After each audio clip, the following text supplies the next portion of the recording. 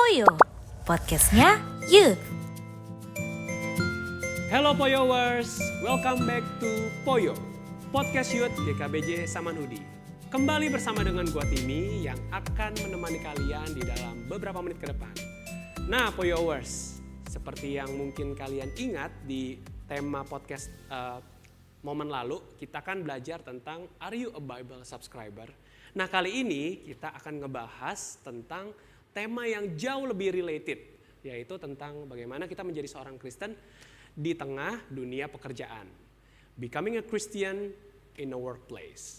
Nah hari ini untuk ngebahas hal ini gue gak sendirian, ditemanin sama ada dua orang yang mungkin kalian udah kenal juga ya.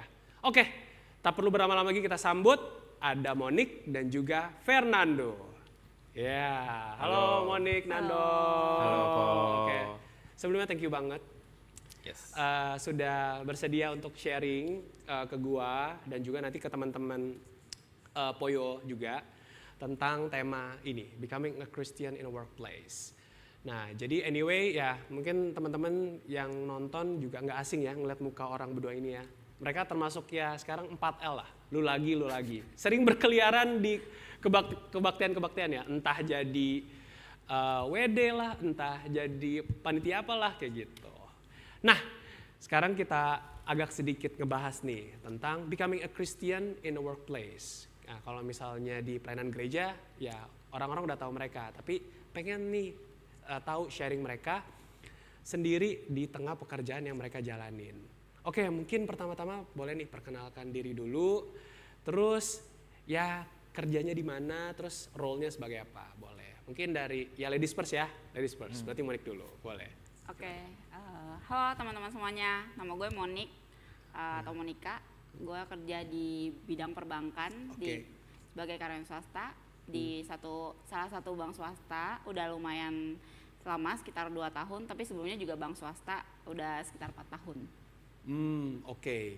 Monik ini berarti kerjanya di dunia perbankan teman-teman, di bank swasta ya, kurang lebih udah jalan 4 tahun.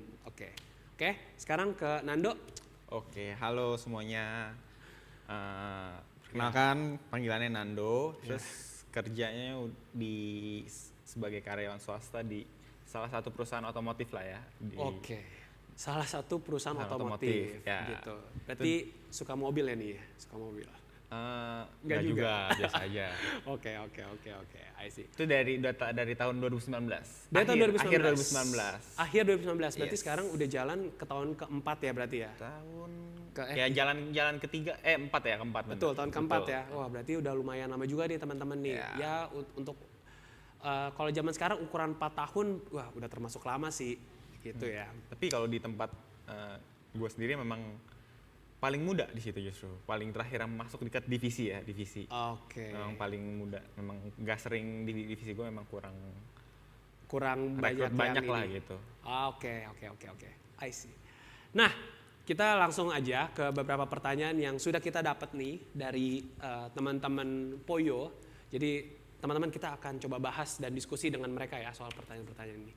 Jadi pertanyaan yang pertama adalah, kalau misalnya kita ngomong menjadi seorang Kristen di lingkungan kerja, kita tuh pasti ketemu orang-orang yang dalam tanda kutip itu berbeda sama kita. Betul ya, Nando sama Monik. Nah, perbedaannya apa? Dari etnis, dari budaya, ya tentunya dari agama juga gitu. Nah, sekarang kalau misalnya kalian ada di dalam dunia pekerjaan itu, apa sih kayak tantangan atau mungkin tekanan yang kalian dapetin gitu, bekerja dengan orang-orang yang berbeda seperti itu? Boleh. Nah, terserah nih, sekarang mau jawab yang siapa dulu? Monik dulu atau Nando dulu? Bebas Sih. Bebas, ya udah Monik dulu deh, tetap Monik dulu ya, Monik dulu. Oke, gimana Mon? Kalau gue sih mungkin perbedaan kalau yang sekarang nih, Yeah. sekarang memang nggak banyak karena bersyukurnya hampir mirip-mirip nih. Jadi istilahnya sekarang tuh gue jadi mayoritas di bank sekarang ya. Cuma bank sebelumnya memang bank swasta juga, tapi lumayan lebih beragam dari etnis, budaya, agama. Struggle sih syukurnya puji Tuhan belum pernah ngalamin sampai yang struggle gimana banget sih. Ya emang dibawa enjoy aja, terus emang yang ya udah kerjain apa yang kita harus kerjakan, lebih ke situ sih. Oke. Nah, tadi Monik ada info bahwa kalau misalnya di bank yang dia kerjain kan ada 2 tuh ya. Ada yang pertama itu kan emang mayoritas. Mungkin kalau mayoritas jadinya emang nggak begitu kelihatan. Tapi kan tadi di bank yang sebelumnya lagi justru lebih beragam. Nah, kalau di bank-bank yang sebelumnya lagi ada nggak kayak hal yang dialamin gitu, tekanan apa gitu? Mungkin berbeda soal hal ini gitu, ataukah memang tetap enjoy aja? Sebenarnya pernah sih, sesekali pasti ada lah, karena kan secara prinsip, secara kita bilangnya melakukan hal pekerjaan itu kan beda-beda ya prinsip orang gitu. Padahal kan kalau kita yang kita kan ya udah dikasih kerjaan ya kita kerjain gitu, selesai harus sampai tuntas sesuai dengan deadline, karena kan itu yang emang udah kita bangun prinsipnya gitu. Mungkin kalau kayak yang di luar sana atau dari pekerjaan yang sebelumnya ada beberapa orang yang ya kita harus adjust lah, bekerja sama dengan orang-orang yang karakternya yang berbeda gitu loh, dengan prinsip yang kita miliki gitu. Ya mau nggak mau, suka nggak suka ya kita tetap harus bisa kalau kondisi sekarang tuh agile gitu loh. Harus ya pintar-pintar adaptasi aja sih. Adaptasi ya? Iya. Oke. Nah, buat Nando sendiri gimana untuk situasi yang kayak tadi? Kalau gue sendiri sih memang gak jauh beda sih sebenarnya dari Cimonik. Memang di tempat gue sendiri kayak gak jauh beda lah backgroundnya. Kayak banyakan Kristen atau Katolik kayak gitu, dan semuanya sih kalau di tempat, khusus di divisi memang semuanya, dan memang nggak dibilang ada struggle juga enggak.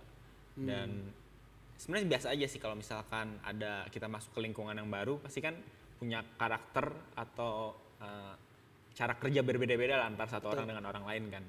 Nah itu memang mau dimanapun sebenarnya, yang nggak harus di tempat kerja kan. Even kalau misalnya di gereja gitu kan, kita juga ketemu sama orang-orang lain, kita beradaptasi. Kalau Cimonik bilang tadi agile, fleksibel, beradaptasi dengan komunitas tersebut.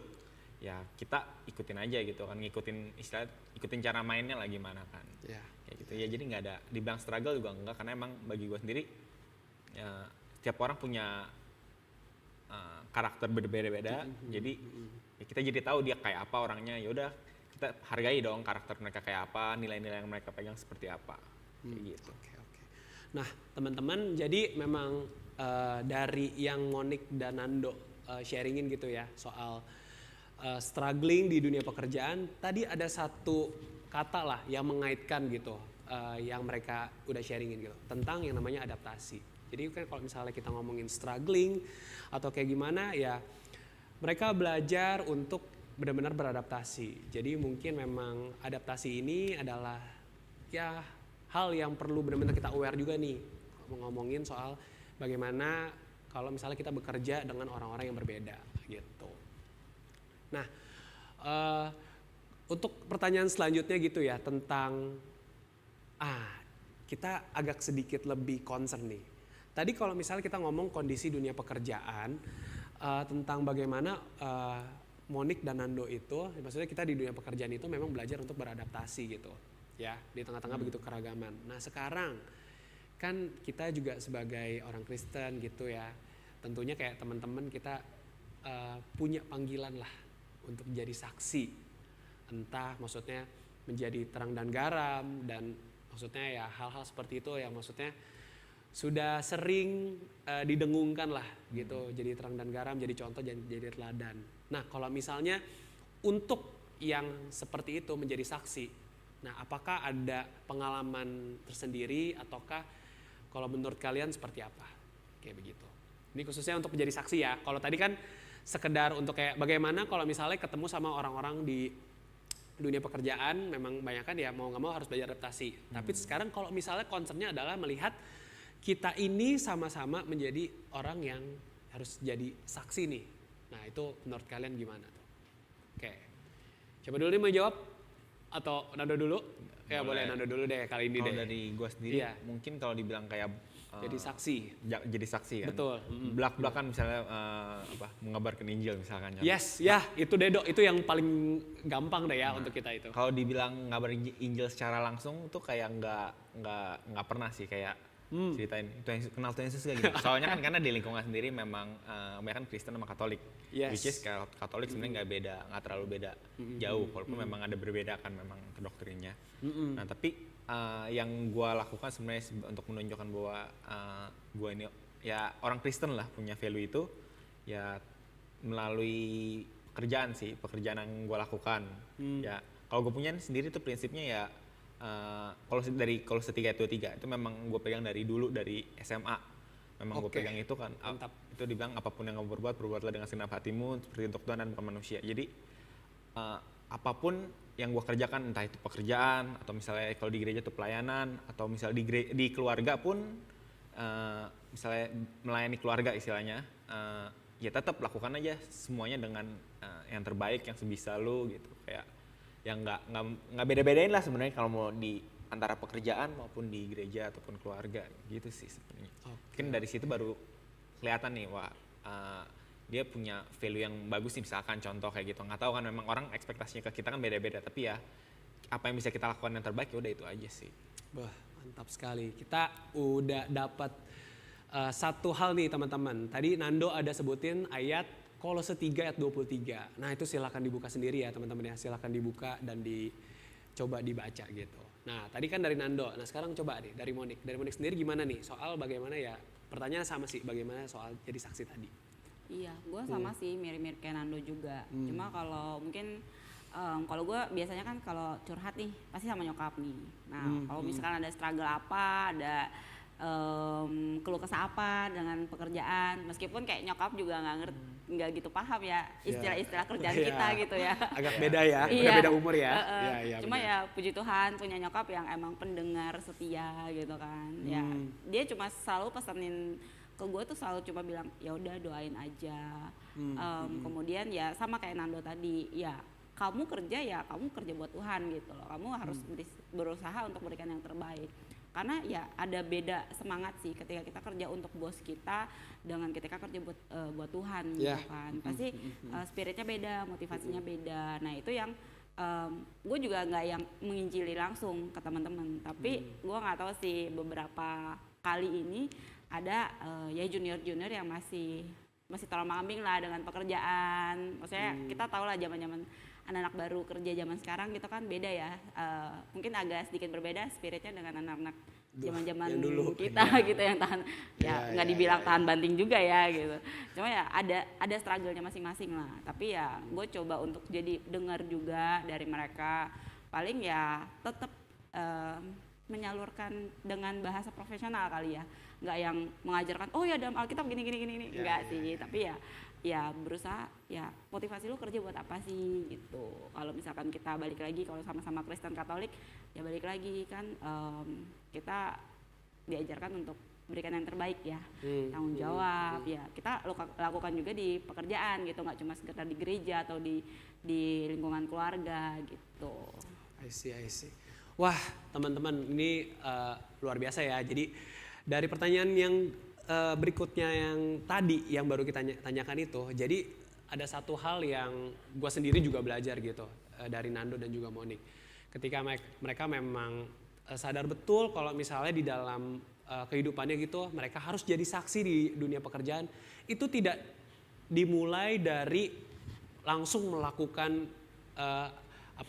gerakan tertentu gitu, tapi dimulai dari mereka punya perspektif yang benar dulu gitu. Tadi Nando sebutin soal Kolose 3:23, apapun yang kamu perbuatlah dengan segenap hatimu seperti untuk Tuhan dan bukan untuk manusia. Dan tadi Monik juga ada kasih, meskipun memang bukan ayat ya, tapi satu perspektif yang perlu kita tahu juga dan kita pegang gitu sebagai orang Kristen, bahwa memang di dalam dunia pekerjaan ya kita pada dasarnya ya kerja untuk Tuhan ya, kerja untuk Tuhan, meskipun memang yang ngegaji kita bosnya, seperti itu. Oke, luar biasa sekali. Nah, kita langsung lanjut nih di pertanyaan yang ketiga. Nah, biasanya nih kalau misalnya kita bekerja, nah kita mungkin ada di posisi yang kurang suka sama atasan kita. Nah ya, ini nanti kalian bisa jawab masing-masing ya. Menurut kita ya dia nggak ideal lah. Mungkin kita juga ekspektasinya harusnya ya bos gue begini, bos gue begini gitu. Nah, kalian ada nggak sih momen yang seperti itu, pengalaman seperti itu? Dan mungkin apakah kalian juga mungkin pernah mengalami yang kayak wah malah ya bosnya digosipin atau kayak gimana kayak gitu. Nah, kalian sendiri di dalam dilema seperti itu ataupun di dalam kejadian seperti itu, nah waktu itu kalian tuh ngapain tuh? Nah ini kita sedikit lebih apa ya namanya ya lebih ini lagi lah, langsung menjorok lah, karena ini kayak memang hal yang cukup lumrah ya di dunia pekerjaan ya. Pasti punya atasan, punya user, terus mungkin usernya kayak gimana, nah boleh deh diceritain. Nah dari Monik dulu deh, tadi kan dari Nando, Monik dulu. Gimana Mon? Boleh. Kalau gue sih waktu di bank sebelumnya ya, karena kan beragam dan waktu itu bank sebelumnya itu gue cukup sangat singkat untuk berpindah-pindah pimpinan gitu. Jadi jadi lumayan banyak nih menemui pimpinan yang berbeda-beda karakternya gitu. Jadi kalau nggak suka sih ya nggak terlalu nggak suka ya kita bilangnya, paling kekecewaan pernah lah ada sekali gitu kan. Tapi ya balik lagi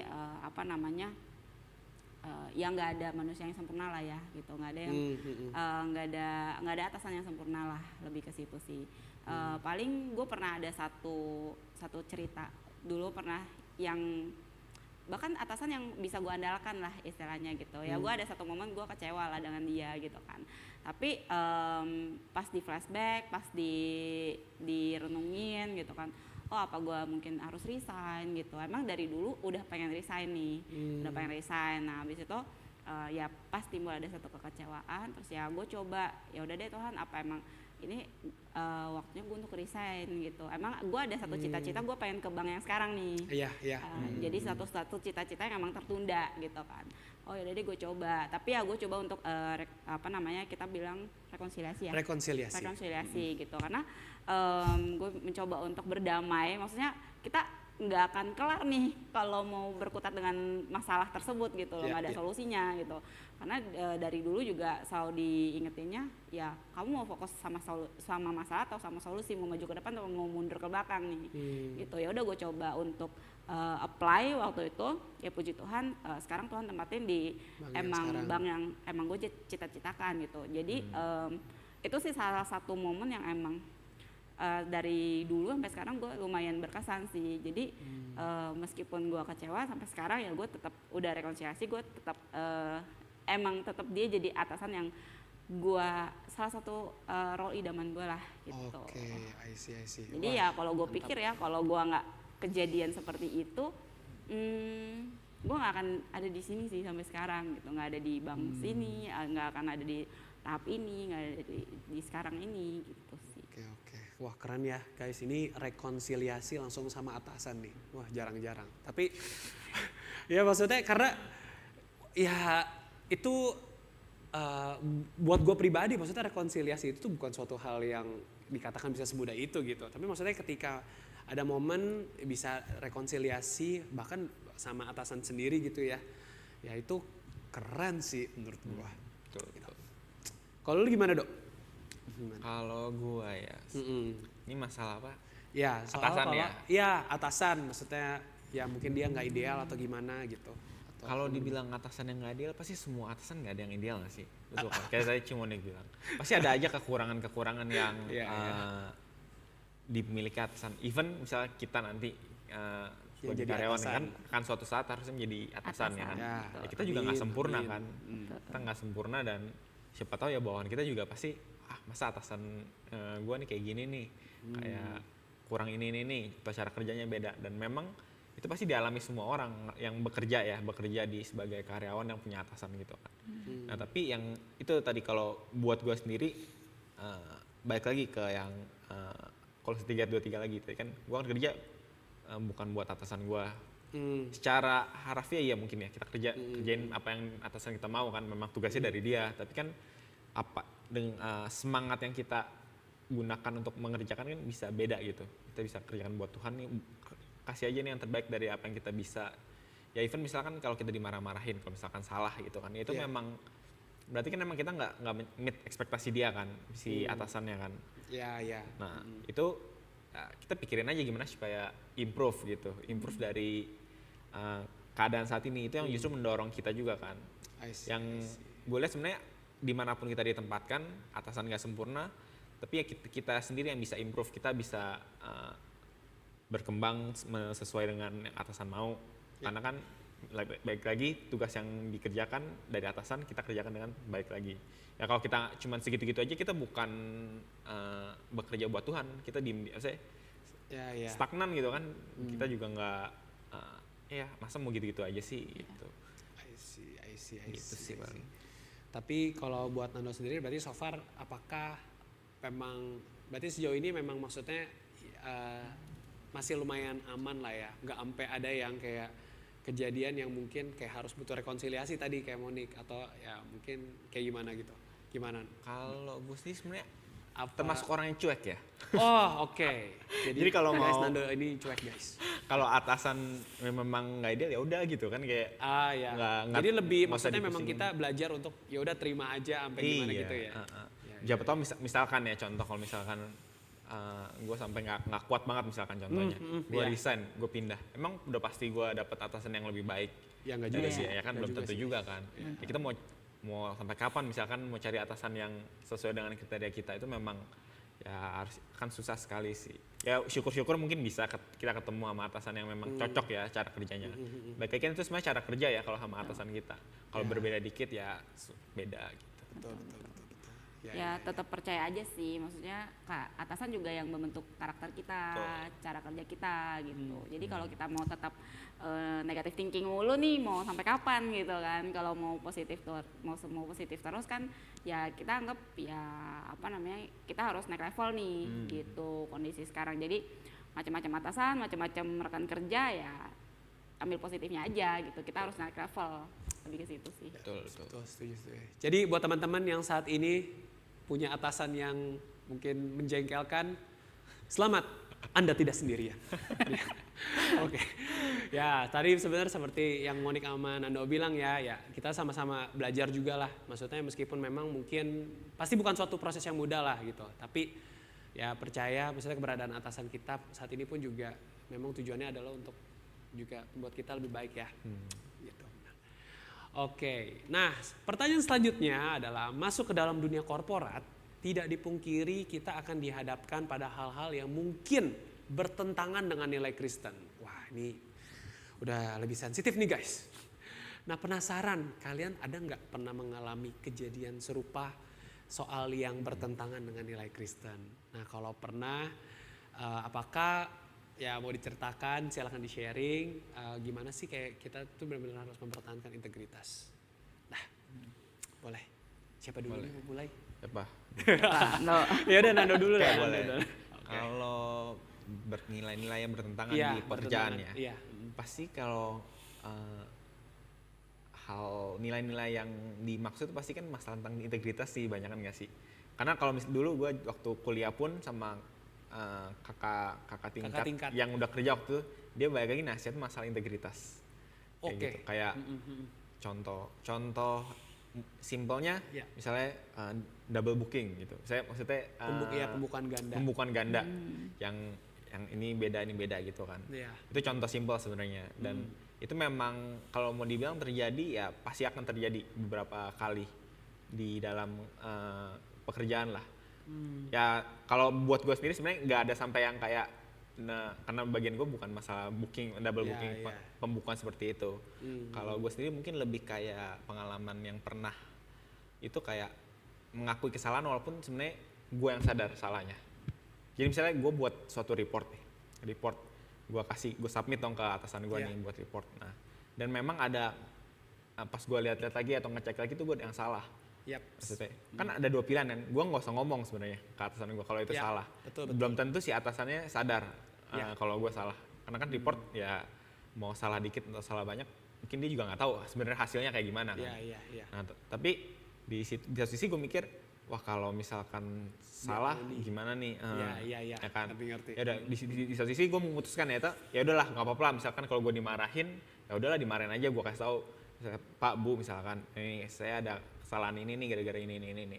Ya puji Tuhan sebenarnya responnya itu nggak yang seperti gue bayangkan dulu.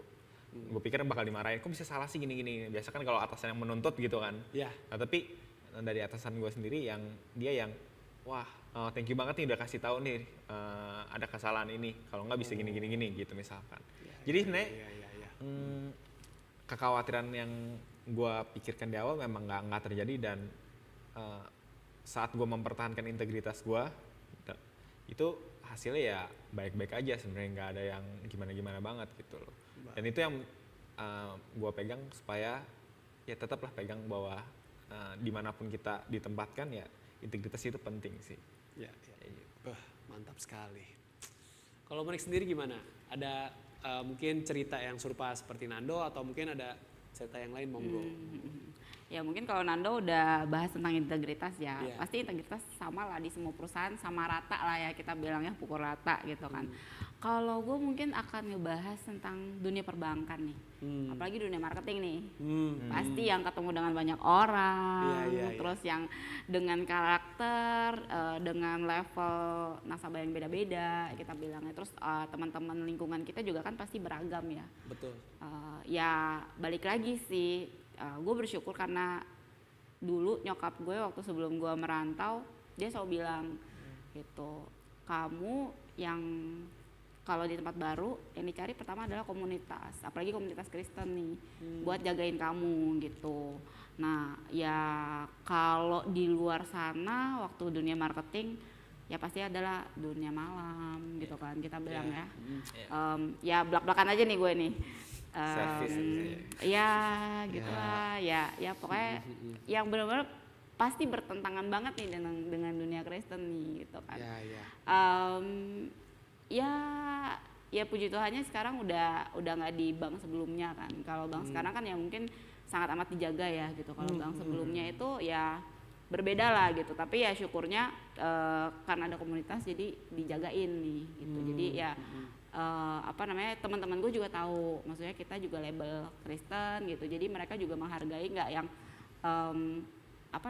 malah dijorokin gitu, nggak ya, dijorokin Mon. lah gitu. Ya. Jadi kalau kita bukan terlalu banyak bergaul dengan mereka ya gitu, maksudnya kalau kitanya nggak punya tembok sendiri, malah takutnya jadi terlalu menjadi ngikut nih kayak ya udahlah, mereka juga idealnya seperti itu gitu loh. Itu hal yang biasa untuk dunia marketing, hal yang biasa untuk kita naikin penjualan apa segala macam gitu kan. Jadi ya balik lagi, itu kan emang bertentangan dengan iman Kristen ya. Jadi ya berusaha untuk ya udahlah, toh nasabah masih banyak. nggak harus dengan kegiatan yang seperti itu untuk bisa kita perform, lebih ke situ sih. I see. Wah, ini satu cerita yang luar biasa ya teman-teman ya. Cerita tentang benar-benar fight for integrity lah di tengah dunia pekerjaan, kayak masing-masing ada strugglingnya lah, memilih untuk bisa jujur, memilih untuk say no buat segala sesuatu. Ya ternyata memang ada hal seperti itu yang memang kita sebagai anak Tuhan harus belajar untuk fight for it ya. Wah, memang luar biasa. Nah,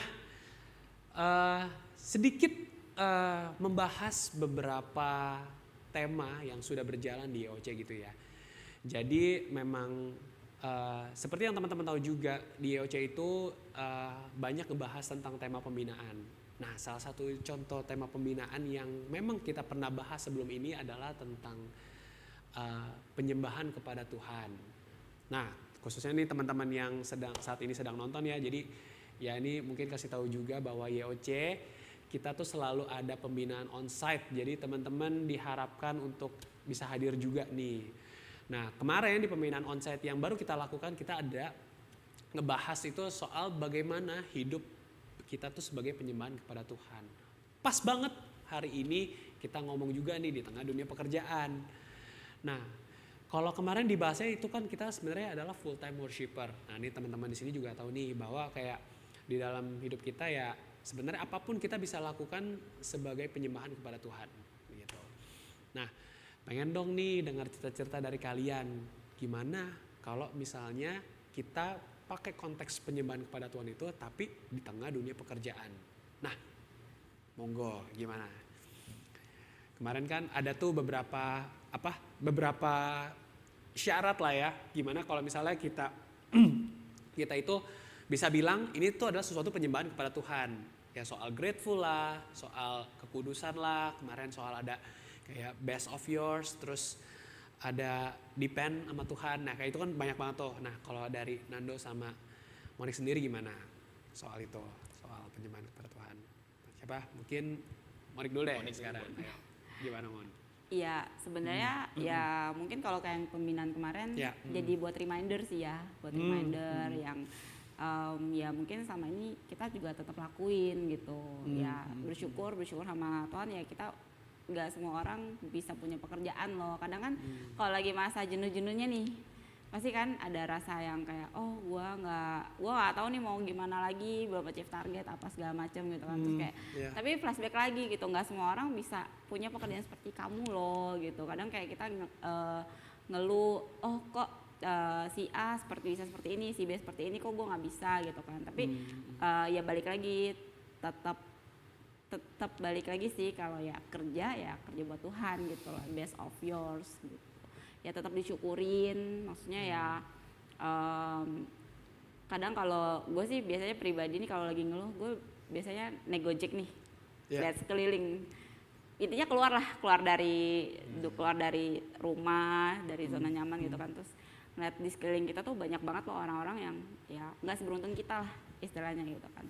Lebih ke situ sih. Jadi salah satu motivasi untuk bekerja ya emang kerja buat Tuhan gitu loh, tanggung jawab ya, nilai-nilai Kristen yang kita kerjakan gitu.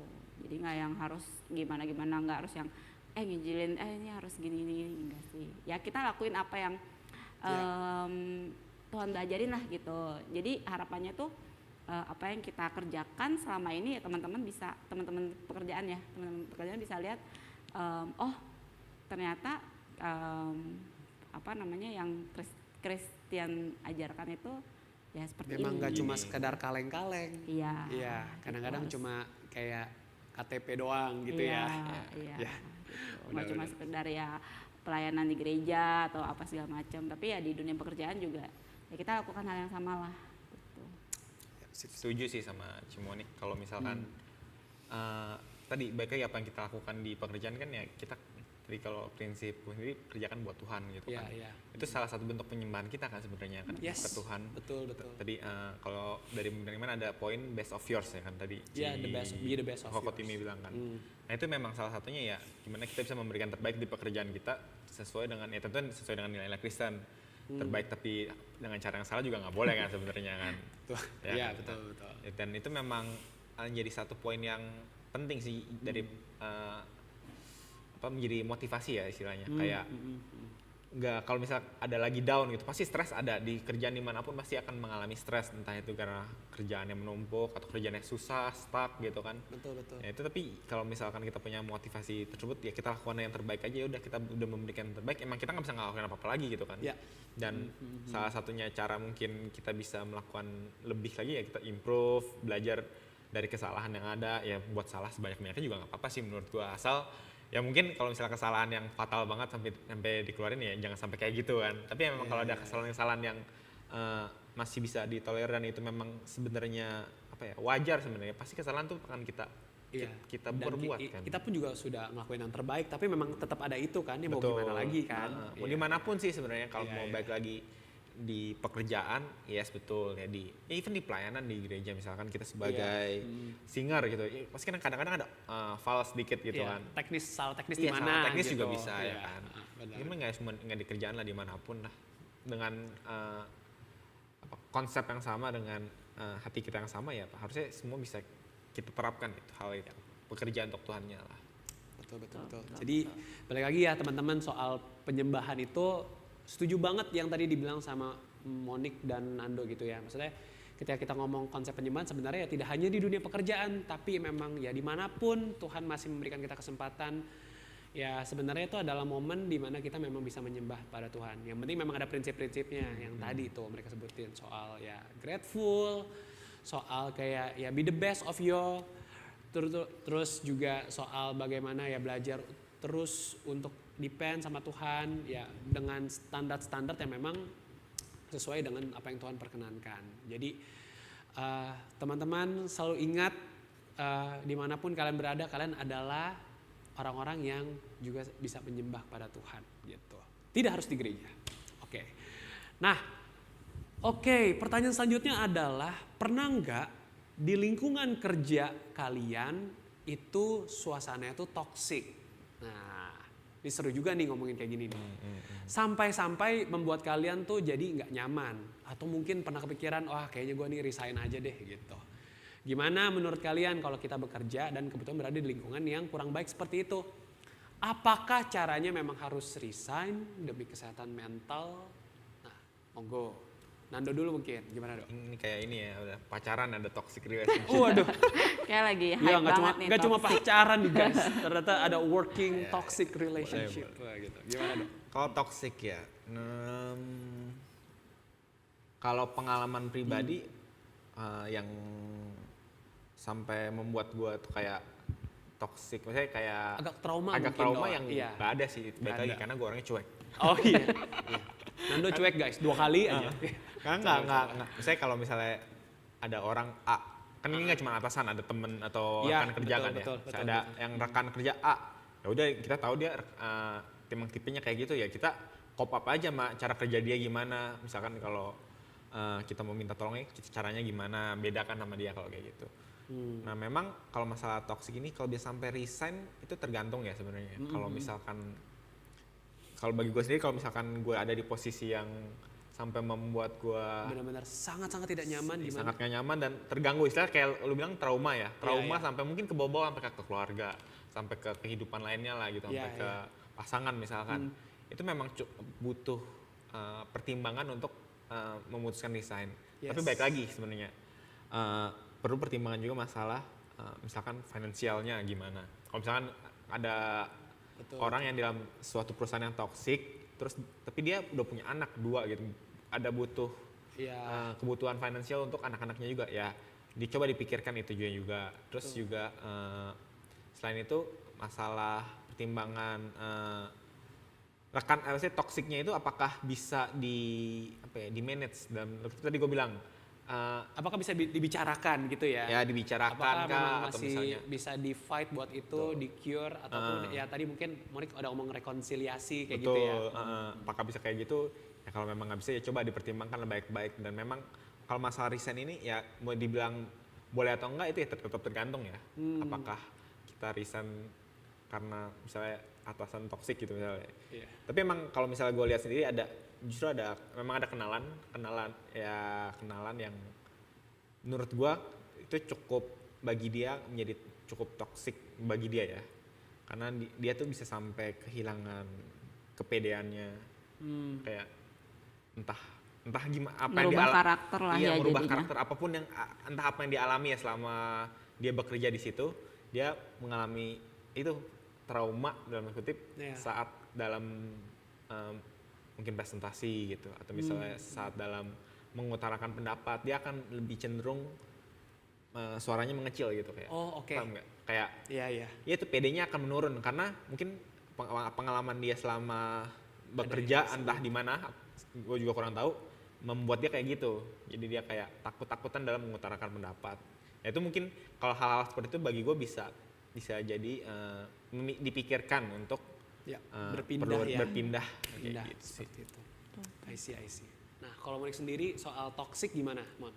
Kalau gue soal toksik sama sih, puji Tuhan hampir nggak pernah ngalamin toksik ya. Ya. Cuma kenapa gue memutuskan untuk resign ya balik lagi, gue mulai ngerasa di bank sebelumnya tuh dengan lingkungan kerja yang terbatas ya kita bilang ya, dengan ya gue mikir jangka panjang sih. Ini gue dengan lingkungan seperti itu terus gue jadi kayak nggak punya tujuan hidup nih gitu. Dan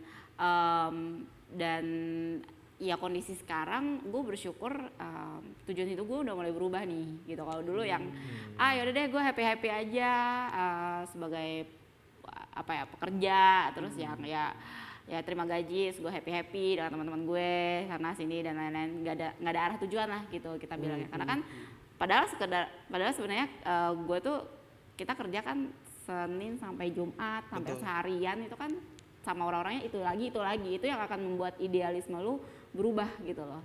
Nah gue ngerasa kayak gue nggak bisa nih lama-lama di sini terus gitu. Gue harus menemukan lingkungan yang bisa ngerubah idealisme gue juga gitu, tujuan hidup gue berubah gitu. Dan gue menyadari baru banget kemarin gue sharing gitu ke leader gue yang sekarang gitu kan. Terus gue ngerasa tujuan hidup gue berubah loh Ci dengan gue ada di sini gitu loh, dengan ngelihat teman-teman gue yang istilahnya cewek-cewek gitu kan, yang istilahnya udah pada married, udah mau punya anak. Jadi kan kita punya pola pikir bukan nular ya, jadi kayak ada semangat yang baru lah gitu loh.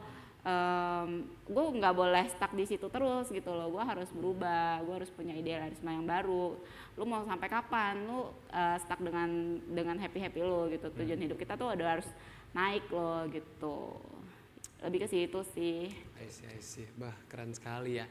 Jadi teman-teman, sekali lagi soal masalah yang tadi toxic ini gitu ya, memang sebenarnya ya tidak ada rumusan sih bagaimana kayak apakah emang lingkungan kerja itu toxic harus resign gitu.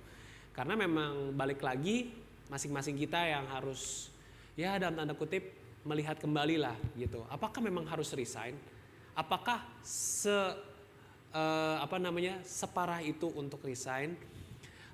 Jadi memang sih tadi berdasarkan yang udah Monique dan Nando bilang gitu ya, memang bukan rumusan yang kayak toxic resign nggak kayak gitu. Tapi ya bagaimana memang setiap kita tuh kayak punya pertimbangan masing-masing buat hal itu. Tapi satu hal yang tadi gue tarik gitu ya dari Nando dan Monique itu adalah tadi Monique ada sebutin soal bagaimana kalau misalnya memang justru resign itu membuat kalian itu sebenarnya punya satu perspektif hidup yang lebih baik lagi. Kalau kayak gitu berarti emang harus resign ya, yang gitu. Ya kayak gitu guys. Jadi maksudnya jangan sampai kayak kita punya perspektif resign itu salah. Yang namanya resign ya maksudnya ya nggak salah juga. Toh kalau misalnya memang lingkungan kerja itu membuat kalian memang ya seperti kayak tadi membuat kalian gak ada tujuan dan memang tujuannya jadi dan memang itu tujuannya memang harus pindah, ya berarti jalan terbaik memang harus pindah gitu.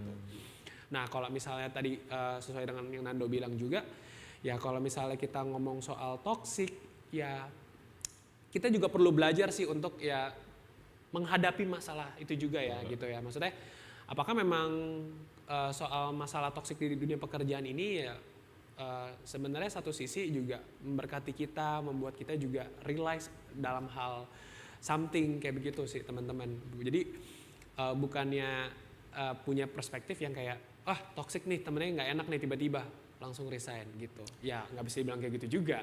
Keluar dari comfort zone lah bisa kan dibilang. Nah iya, jangan-jangan maksudnya dengan ada memang ya dalam tanda kita nggak tahu ya maksudnya. Jangan-jangan mungkin dalam keadaan yang mungkin agak sedikit tidak mudah ini, ya Tuhan mengizinkan kita untuk bisa grow up more. Ya, betul. Seperti itu. Wah, teman-teman, kita sudah sampai di penghujung podcast pada hari ini. Jadi biasanya ini kalau biasa akhirnya podcast gini nih, ada pesan-pesan. Nah, buat teman-teman. Nah, terakhir ada nggak nih tips-tips dari kalian untuk followers gimana sih jadi berkat di tengah lingkungan kantor yang beragam? Gimana orang bisa lihat kasih Tuhan dalam hidup kita sebagai orang Kristen? Ya gitu. Boleh, silakan. Ya mungkin kalau misal jawabannya panjang, ya mungkin bisa dijadikan satu kalimat full. Ya terserah lah, senyamannya aja. Tapi yang penting jangan sampai besok ya guys, jangan sampai besok gitu. Gimana? Ada tips apa nggak gitu kalau dari kalian? Tipsnya balik lagi ke yang tadi prinsipnya Nando ya. Kalau Kolose 3:23. Oke. Guys, habis ini berarti kalian buka Alkitab, kita sama-sama baca Kolose 3:23 ya. Nanti silakan dibaca dan juga tentunya dihafalkan dan juga mudah-mudahan itu bisa jadi inspirasi kalian selama menjadi Christian in work life. Nah, teman-teman, bersyukur kita sudah sama-sama berada di podcast pada hari ini. Ya, bersyukur juga nih buat Nando dan juga Monique yang sudah menemani kita. Thank you Nando dan Monique. Thank you, sudah sharing-sharing. Ya, oke, teman-teman Poyo, jangan lupa untuk tetap update di Poyo Podcast Youth GKBJ Samanhudi karena nanti kedepannya akan lebih banyak tema lagi yang akan kita bisa bicarakan. Hari ini kita udah belajar soal becoming a Christian in work life. I hope teman-teman yang di rumah juga bisa mendapatkan inspirasi. Dan kalau kalian saat ini sedang dalam keadaan yang mungkin tidak mudah, semangat. Semangat karena kita tahu kita jalanan itu tidak sendirian, Tuhan bersama dengan kita. Nah, teman-teman YOC, jangan lupa untuk follow Instagram kita di Youth GKBJ SMH, YOUTH GKBJ SMH. Di situ akan ada banyak artikel-artikel menarik dan juga pengumuman terbaru tentang WOC. Jadi teman-teman bisa cek tuh update soal YOC di situ. Terus jangan lupa dengerin podcast YOC, ketik Poyo di Spotify ya. Teman-teman juga bisa tahu podcast-podcast apa aja yang pernah kita lakukan. Jadi jangan sampai lewatkan ya teman-teman.